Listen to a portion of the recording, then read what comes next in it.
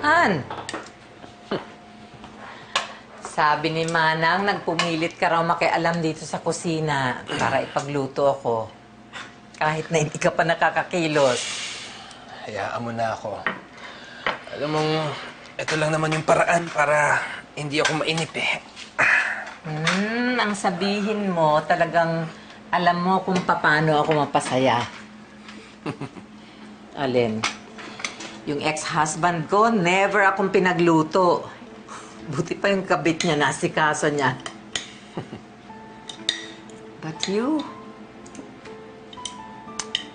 always know how to please me. I'm so lucky to have you. Try this.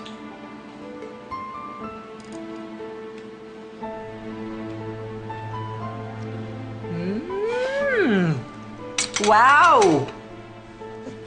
That is so good. A little salty, a little spicy, just the way I like it. Kaya nagaganahan din ako magluto para sa'yo. You always have a ready compliment for me. Uy, hindi kita binobola, ha? Talagang mahusay ka, kaya dapat gumaling ka na para maitayo na natin yung restaurant mo. Yung dream restaurant mo. Come here, have a seat. Alam mo, wala ka nang ibang inisip kung hindi para sa akin na lang. Ultimo mga kaibigan mo, iniiwasan mo na ng dahil sa akin eh. I don't care about them. Wala naman silang ginawa kundi pagchismisan ako eh. Hindi na lang sila matuwa sa akin na meron na akong mahal. Huwag mo nang pansinin yung mga yon.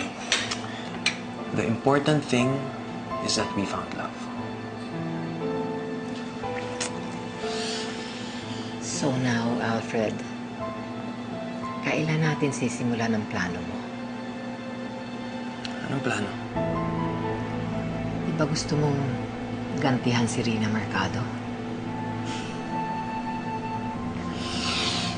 Naalala mo pa pala yun. Lahat ng sinasabi mo, tinatandaan ko.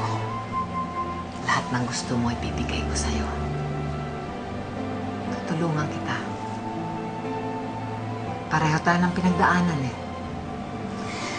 Pag nakaganti ka kay Rina, para na rin ako nakaganti sa asawa ko.